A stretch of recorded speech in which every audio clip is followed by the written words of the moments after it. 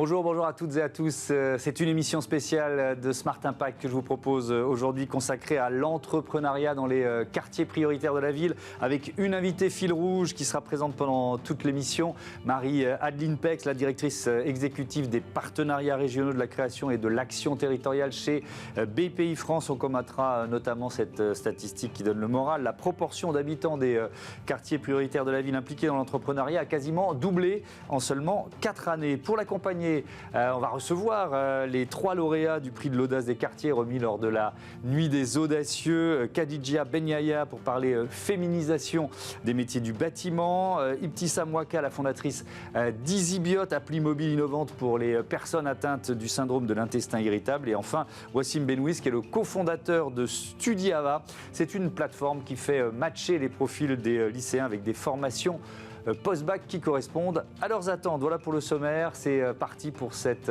édition spéciale de Smart Impact consacrée à l'audace des créatrices et des créateurs d'entreprises dans les quartiers populaires.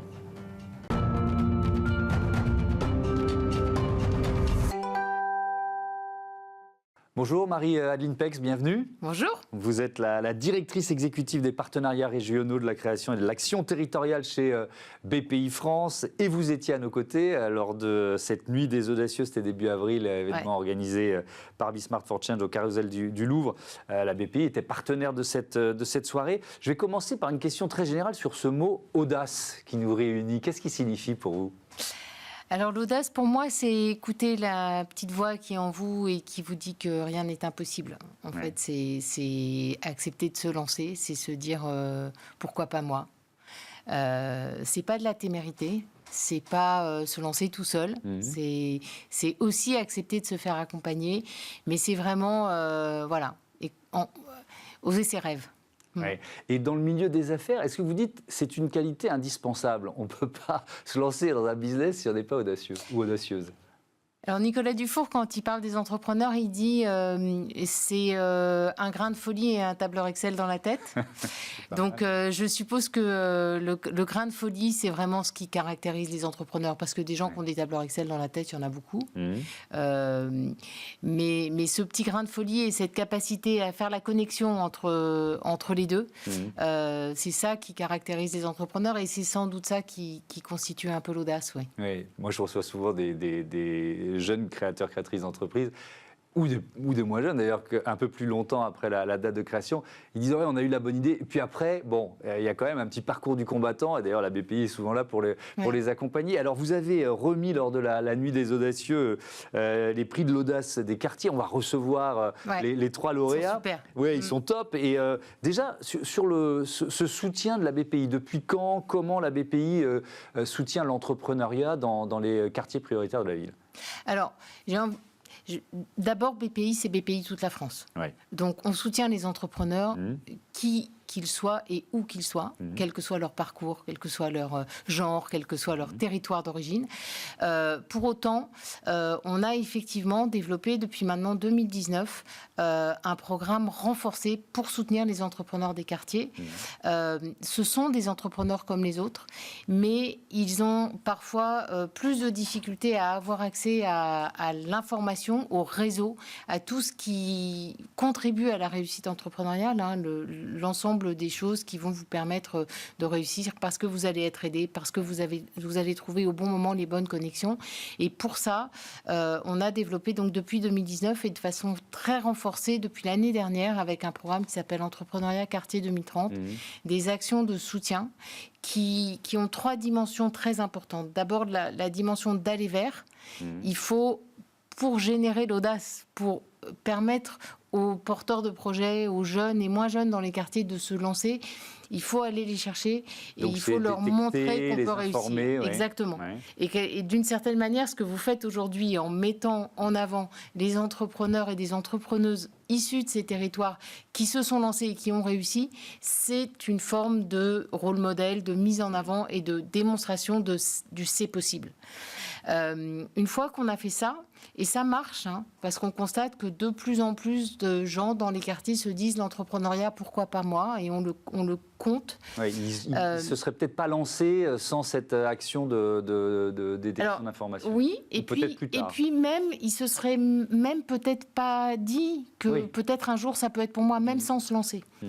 Et ça, c'est le deuxième axe important, c'est les aider à se lancer. Parce qu'il y a de plus en plus d'intentionnistes, mais de passage à l'acte, il y en a moins dans les quartiers qu'ailleurs en France. Et pour ça, il faut les accompagner, il faut les financer. Et c'est ce qu'on fait avec le programme Entrepreneuriat Quartier 2030. On a des actions qui sont portées par nos réseaux partenaires. Oui, je voyais 456 millions d'euros de budget 2024-2028. C'est comme un service public à la création d'entreprises. Oui, c'est exactement ça. Et ça, c'est un message qui est très important. Je pense qu'il faut faire savoir que sans doute le pays au monde où c'est le plus facile de se lancer dans l'entrepreneuriat, c'est la France.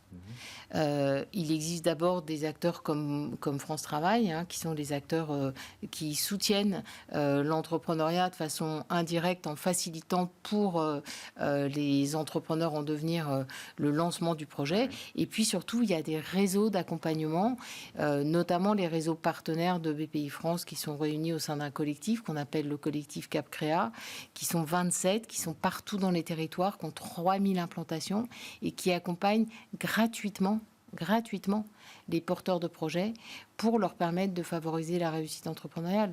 Et si c'est gratuit, c'est bien parce que c'est payé par les pouvoirs publics, par BPI France via les soutiens qu'on a de la part de l'État et de la Caisse des dépôts.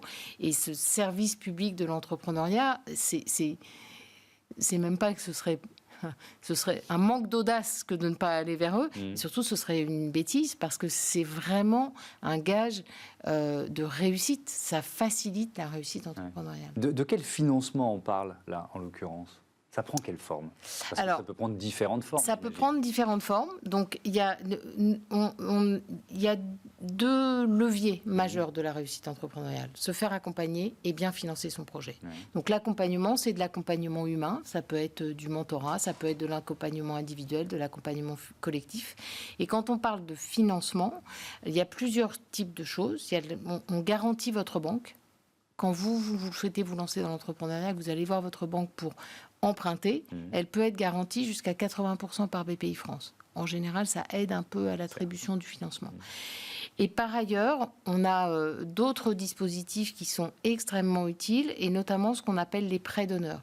Un prêt d'honneur, c'est ce qui va constituer, pour ceux qui n'en ont pas, les fonds propres de leur entreprise.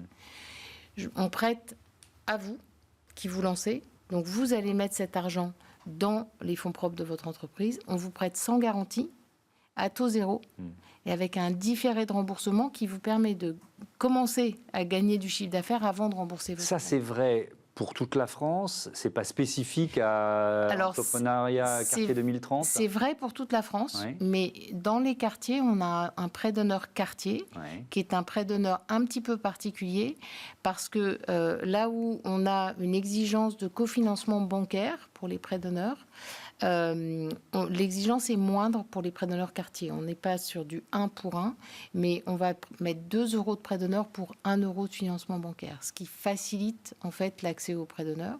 Et par ailleurs, ce cofinancement bancaire, ça peut être un microcrédit de l'ADI. Et troisième élément qui est différenciant pour le prêt d'honneur quartier, alors on rentre un peu dans la technique, mais c'est ça qui permet de réussir. Les prêts d'honneur, normalement, ils vont jusqu'à 3 ans, aux 3 ans de l'entreprise. Dans les quartiers, on continue à faire des prêts d'honneur après 3 ans. Pourquoi vous avez modulé finalement l'offre pour les quartiers prioritaires de la ville ? J'imagine que c'est un retour d'expérience. Alors, parce que... à la fois parce qu'effectivement, on constate qu'il peut être parfois plus compliqué d'accéder au financement bancaire classique quand on est un entrepreneur des quartiers. Et puis parce qu'on a vraiment la volonté très forte, c'est aussi du marketing, entre guillemets, de faire savoir que financer son entreprise et financer son entreprise au moment où on la lance, c'est indispensable pour permettre de réussir. Et ça, c'est de l'audace. Souvent, les entrepreneurs et souvent les entrepreneuses se lancent dans le projet en disant « Non, mais j'emprunterai plus tard, je vais aller chercher l'argent de la famille, l'argent de mes voisins, je vais faire ce qu'on appelle du love money.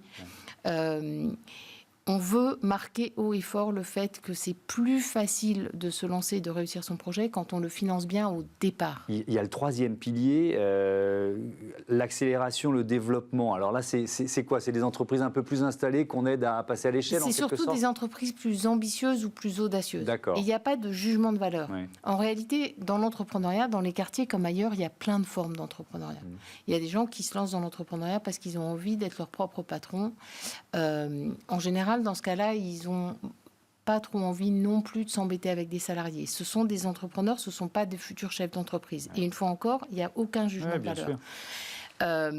Mais exactement comme vous n'accompagnez pas un sportif de haut niveau comme un sportif du dimanche, et ben les sportifs de haut niveau de l'entrepreneuriat, on a mis en place pour eux dans les quartiers des accélérateurs qui vont leur permettre d'avoir, en plus d'un accompagnement individuel, de l'accompagnement collectif et de la mise en réseau. C'est des promotions qui durent plusieurs mois.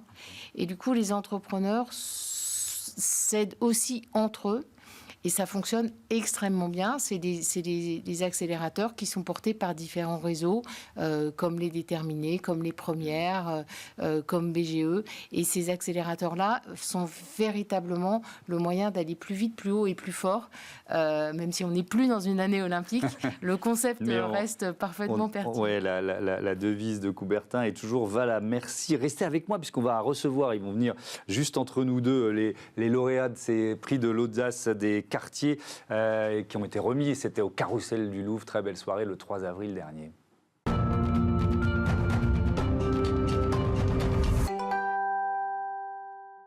On parle de féminisation des métiers du bâtiment avec Khadija Ben Yahia. Bonjour. Bonjour. Bienvenue. Vous êtes la fondatrice de Finition Net Bâtiment, lauréate, l'une des 3 lauréates de ce prix de l'audace des quartiers. Alors cette entreprise, vous l'avez créée en 2023. Je veux bien que vous nous la présentiez en quelques mots et puis ensuite on va spécifiquement parler des femmes dans les métiers du bâtiment.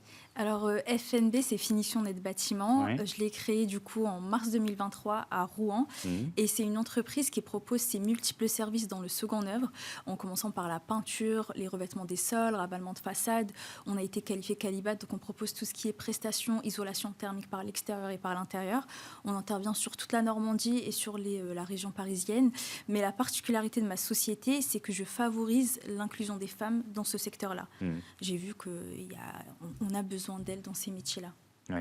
Alors, le constat, c'est quoi? C'est qu'il y a, pas assez de femmes qui travaillent dans ces métiers-là, mais peut-être aussi que ce sont des métiers en tension. Les deux objectifs se rejoignent d'une certaine façon? Exactement. Il y a une pénurie de main-d'œuvre dans ce secteur-là. Et c'est surtout, j'ai pu remarquer qu'il n'y avait pas assez de femmes, dû même au pourcentage qu'on pourra en parler tout à l'heure. Et surtout, on a besoin, dans les métiers de finition, des femmes, parce qu'elles sont minutieuses, contrairement aux hommes. J'ai rien contre les hommes. Oh là là là là. J'ai rien contre les hommes, mais elles sont minutieuses et c'est des prestations qui demandent de la rigueur. Et pour moi, elles ont toute leur place, comme les hommes, et il faudrait leur donner cette chance. Quelques chiffres, effectivement, c'est la Fédération française du bâtiment qui nous dit, ce sont des chiffres qui datent de 2022, la part des effectifs féminins dans le secteur du bâtiment, c'était près de 13% contre 8,6% en 2000. Donc il y a quand même une progression. Est-ce que c'est plus facile ou au contraire plus compliqué de recruter des femmes dans ce secteur? C'est-à-dire quand vous arrivez et que vous dites voilà, moi je suis FNB, venez travailler avec moi. Comment ces jeunes femmes réagissent? Alors avant de vous répondre à votre question, je reviens juste sur les statistiques. Elles sont à peu près 13%, mais c'est en général sur toutes les fonctions. Ça va dans l'administratif jusqu'au commercial, et au comptable, etc. Donc c'est beaucoup plus faible si on est sur le chantier. Sur les chantiers, elles sont que 1,8%. Donc il y a encore du boulot. On est encore loin. Donc de la marge de progression pour FNB, c'est bien. Exactement. Et par rapport au recrutement, c'est tout autant compliqué. Pas parce qu'elles n'ont pas de compétences ou elles n'ont pas d'expérience, c'est surtout par rapport aux idées reçues. Beaucoup ne vont pas sur ce secteur-là parce qu'elles se disent que c'est un métier d'homme. C'est un métier d'homme, exactement.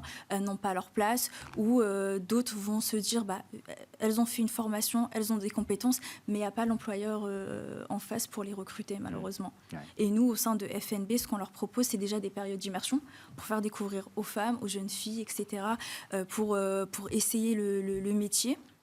Mais à côté de ça, on propose aussi un cadre de vie agréable, aussi sécurisant, parce qu'elles ont besoin de sécurité sur les chantiers, comme c'est un milieu qui est encore très masculin. Donc, au-delà de ça, quand on a besoin des femmes, elles répondent toujours présentes. Pourquoi la BPI est présente à côté d'une entreprise comme celle-là, la féminisation des métiers du bâtiment? Vous dites que c'est un levier à activer pour que notre économie aille mieux? Alors, la féminisation en général et la diversité sous toutes ses formes, c'est quelque chose auquel on croit énormément et générateur forcément de valeurs, à la fois de valeurs sociales mais aussi de valeurs économiques. Et c'est pour ça aussi qu'on soutient des initiatives comme celle de Khadija. C'est pour ça que Khadija est lauréate du prix Talent des Cités, parce que des initiatives comme celle-là, une fois encore, c'est ce que je disais tout à l'heure, au-delà de la valeur même du parcours de Khadija, de l'entreprise qu'elle porte, Dieu sait que j'ai un avis sur le sujet et que je pense qu'on a peut-être le même, mais Khadija, c'est aussi un rôle modèle.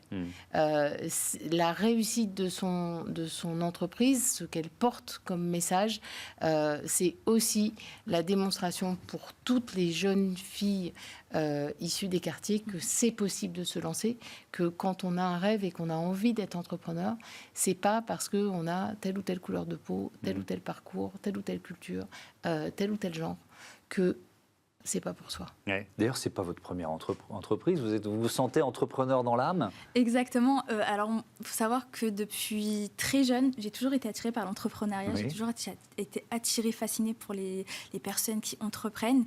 Et j'ai saisi, on va dire, l'opportunité pendant le Covid. J'ai vu qu'il y avait un marché qui fonctionnait, qui était l'entretien courant des bâtiments. Et grâce aux nouvelles normes d'hygiène causées par le Covid, je me suis lancée, je me suis dit pourquoi pas créer dans ce domaine-là. En plus de ça, je pourrais apprendre ce qui est le monde de l'entrepreneuriat. Donc j'avais créé ma première micro-entreprise qui était VSP Normandie, Vie saine et propre. Et ça a complètement marché directement, ça a pris direct. Et comme on dit, c'est grâce à ça où j'en suis aujourd'hui. Bravo et merci Khadija Ben Yahia, bon vent à FNB, encore bravo pour votre prix de l'audace. Une autre lauréate va vous succéder sur ce plateau.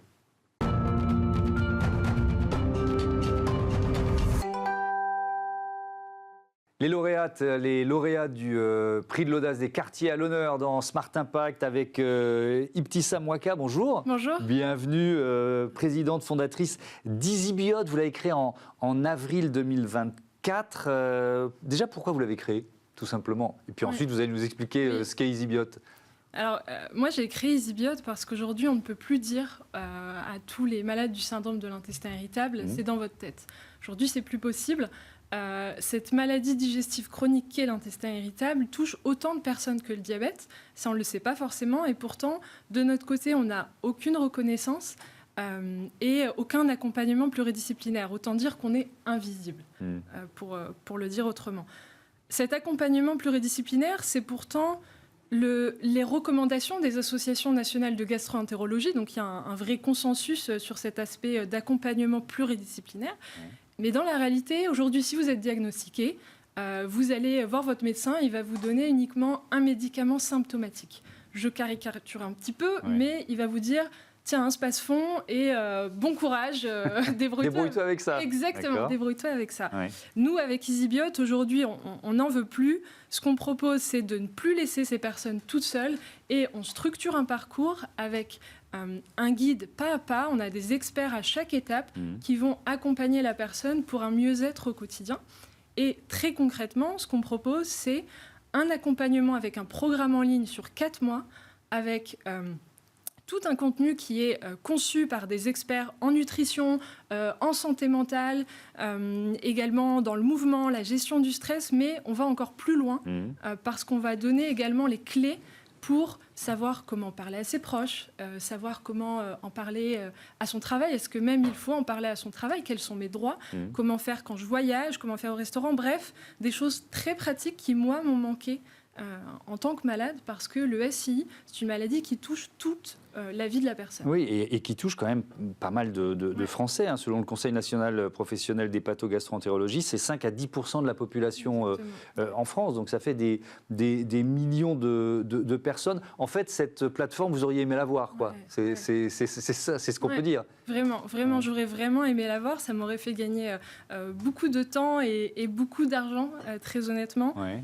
Parce que ça a été long à diagnostiquer? Oui, alors l'errance médicale, c'est en moyenne 10 ans pour cette pathologie, donc c'est énorme. Ça s'explique très bien, c'est une pathologie où on n'a pas d'atteinte organique, hein, en jargon médical, on n'a pas également de biomarqueurs avec des analyses ou des imageries qui nous permettraient de déceler cette pathologie-là, ce qui fait que le diagnostic est très complexe. Est-ce que, Marie-Adeline Pex, il y a beaucoup d'entreprises, dans les quartiers ou pas, hein, qui sont créées aussi pour répondre à un besoin personnel ou familial ou du cercle proche? Alors, c'est difficile de répondre de façon très, très chiffrée, mais oui, je parlais de la petite graine de folie. La petite graine de folie, elle vient toujours de quelque part, hein, et c'est souvent l'expérience personnelle, la recherche de la solution qu'on n'a pas trouvée sur le marché, entre guillemets, qui fait que l'entrepreneur se dit, en fait, là, il y a quelque chose, qui répond à un besoin. Oui, il y a un marché. Ouais, il y a un marché. L'entrepreneuriat au féminin, qu'est-ce que ça représente? C'est un combat que vous menez? Oui, je dirais d'autant plus dans le monde de la santé. C'est un monde qui est pas évident. Moi, j'ai la chance d'être accompagnée avec 2 formidables médecins dans mon comité scientifique. Donc voilà, pour l'instant, on est plusieurs femmes sur ce projet, en tout cas. C'est un combat. J'espère en tout cas donner un petit peu d'espoir à d'autres femmes de se lancer, peu importe leur âge, peu importe leur origine, peu importe aussi qu'elles aient un handicap ou pas, de se dire que c'est possible d'avoir un impact aujourd'hui avec un projet, peu importe d'où on vient. Et alors vous en êtes où? C'est quoi le modèle économique d'une plateforme comme EasyBiot? Alors, j'ai donc l'accompagnement qui est le cœur de notre offre, qui est à 570 € TTC pour 4 mois, avec tout ce qu'on propose.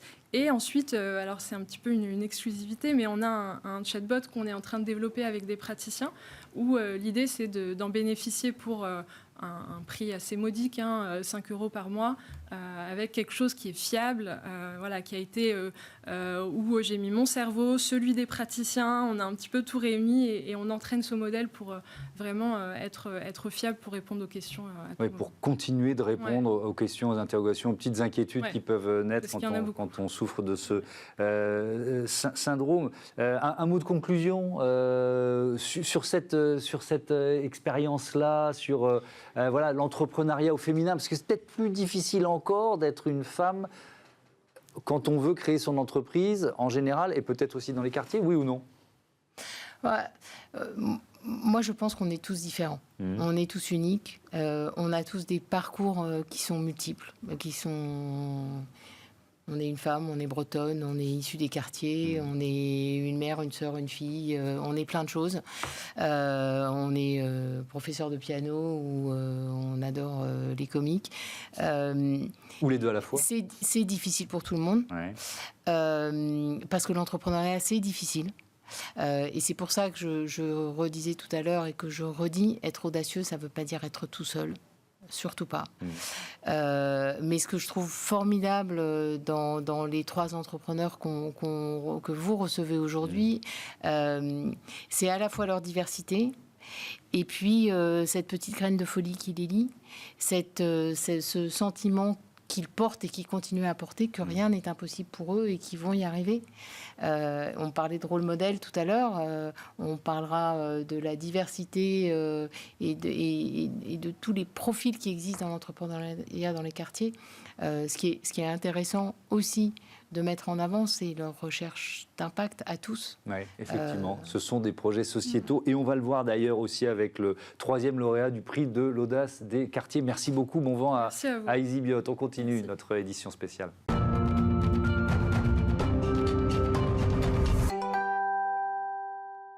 Notre édition spéciale consacrée à l'entrepreneuriat dans les quartiers prioritaires de la ville continue avec un troisième lauréat des prix de l'audace des quartiers remis au Carrousel du Louvre début avril. Wassim Benouiz, bonjour. Bonjour. Bienvenue. Vous êtes le cofondateur de Studiava. Vous l'avez créé en août 2023. C'est quoi Studiava ? Alors Studiava, c'est une application de matching qui permet aux jeunes de mieux s'orienter en faisant correspondre le profil des lycéens avec des formations post-bac. C'était quoi, une réponse à l'angoisse des lycéens devant Parcoursup ? C'est ça le point de départ ? Enfin, je peux l'imaginer. C'est ce que nous transmet les parents sur le terrain, en effet, un vrai sujet de stress sur l'orientation, mais aussi une réponse au gâchis humain. On a énormément de jeunes aujourd'hui qui font des choix au hasard, par défaut, suivent des recommandations qui ne sont souvent pas réfléchies, et on se retrouve à des jeunes qui se réorientent, qui décrochent et qui passent à côté du grand avenir qui les attend. Comment ça marche, Studiava ? Avec Johan, on a décidé, nous, au départ... C'est votre cofondateur, c'est ça ? On peut dire son nom en entier ? Johan Ravel. Ok. L'idée, c'était vraiment de pouvoir faire correspondre le profil des lycéens avec des formations post-bac. En allant chercher, travailler vraiment sur 3 socles. Le premier, c'est un socle académique. Donc, le jeune est invité à remplir un bulletin interactif pour essayer de comprendre ses notes et qu'est-ce qu'il sait faire. Les domaines qui sont susceptibles de l'intéresser. Et surtout, une grande partie soft skills qui aujourd'hui est très peu pris en compte dans les choix d'orientation. Quand je parle de soft skills, je parle de compétences du quotidien. Est-ce que c'est quelqu'un qui aime bien travailler en groupe ? Est-ce que c'est quelqu'un qui fait des activités sportives le week-end ? Si oui, comment ? Est-ce qu'il est capitaine de son équipe de football ? On va aller chercher toutes ces informations-là pour essayer de faire un meilleur matching avec le profil. Des informations qu'on ne pense pas forcément à mettre en avant et qui sont de plus en plus importantes dans l'esprit des recruteurs, en fait. Alors je pense là, entreprise après, mais c'est vrai aussi pour les formations ? Surtout parce qu'on ne le sait pas. On se rend compte que c'est vrai, j'ai fini par travailler dans le graphisme. C'est un lien en fait avec ma jeunesse, quand j'aimais beaucoup dessiner. On va aller chercher un peu toutes ces choses un peu cachées qui au final vont nous faire gagner du temps sur notre orientation future. Qu'est-ce qui vous a plu, Marie, à la BPI puisque dans le projet Wassim est aussi talent des cités au niveau national. Donc, qu'est-ce qui vous a plu dans le projet ? Alors, nous, on nous connaît beaucoup pour soutenir la tech et l'innovation. Il y a 2 choses qui nous ont beaucoup... Alors, au-delà de la personnalité, de la professionnalisme, de la qualité du projet, il y a 2 choses qui nous ont particulièrement plu. D'une part, le fait de mettre la tech au service du social, de la société, et ça c'est un élément très important. Et puis d'autre part, une fois encore, je parlais de rôle modèle tout à l'heure. Les projets tech, il en existe aussi dans les quartiers. Il n'y a pas que des food trucks dans les quartiers. Il y a aussi des compétences et de l'ambition pour mettre l'innovation, la technologie au service du développement social. Ce que je retiens là, des 3 lauréates et lauréats qu'on a reçus, c'est que finalement, leurs projets, ils sont au cœur d'enjeux sociétaux. Ça, c'est important pour vous ? Ça, c'est important pour nous. C'est pas forcément propre à l'entrepreneuriat dans les quartiers. Les jeunes entrepreneurs aujourd'hui, très souvent, sont à la recherche, au-delà du profit, de l'impact que leurs projets entrepreneuriaux vont pouvoir avoir. Mais ça se retrouve beaucoup dans l'entrepreneuriat dans les quartiers parce que je veux pas parler à leur place, mais l'entrepreneuriat, c'est une source de réalisation personnelle qu'on veut mettre au profit de tous, je pense. Wassim Benouiz, cette appli, elle est toute jeune, elle va fêter ses 2 ans. Vous en êtes tout de son développement aujourd'hui ? Écoutez, aujourd'hui, on porte une vraie vision, c'est de ne pas être l'entrepreneur de quartier, on le dit souvent. L'orientation, ça ne concerne pas que les jeunes de quartiers prioritaires, ça concerne les jeunes de zones rurales et ça concerne même les jeunes dans les foyers les plus aisés. Donc aujourd'hui, c'est l'ambition qu'on porte. On a eu quand même un fort ancrage dans les QPV parce qu'aujourd'hui... forcément, il y a des grosses inégalités sur les sujets d'éducation et d'orientation pour ces jeunes-là. Mais aujourd'hui, l'application grandit et elle touche tout le monde sur le sujet d'orientation. Ça, c'est un point, je me permets, mais c'est un point très important pour nous. Tous ces entrepreneurs, ils ont été mis en avant aujourd'hui parce que ce sont des entrepreneurs des quartiers, mais ce sont des entrepreneurs, point barre. Ils ont besoin d'entrepreneurs. Avec de bonnes idées et la capacité de faire grandir leur projet. Exactement. Et on souhaite, nous, les accompagner en tant qu'entrepreneurs, même si on les a identifiés au départ parce qu'ils étaient issus de ces territoires. Cet accompagnement, à quel point il est personnalisé ? On a plusieurs offres. des offres destinées aux parents en fait, qui veulent juste accompagner leurs enfants, qui sont un peu stressés sur la partie Parcoursup. On va avoir l'outil IA qui va faire le matching, mais aussi derrière des coachs professionnels qui vont venir compléter et commenter les résultats obtenus par l'outil. On a aussi des offres à destination des entreprises. On s'intègre dans les CSE des entreprises pour accompagner les enfants des collaborateurs. Et on déploie aussi depuis peu, donc au-delà de l'application, une exposition immersive de métiers où on va travailler sur des sujets de marque employeur. Donc quelques bons débuts avec des grandes entreprises, dont une du CAC 40, pour vraiment valoriser, mettre en avant les talents jeunes des entreprises et toujours attirer et lancer l'attractivité des entreprises du secteur. Merci beaucoup, Wassim Benouis, et bravo. On voit que Studiava a déjà bien grandi. Bravo pour votre prix de l'audace des quartiers. Merci à la BPI d'avoir accompagné la nuit des audacieux. J'espère qu'on se retrouve l'année prochaine. Avec plaisir. Et à très vite sur Be Smart for Change. Merci à toutes et à tous de votre fidélité.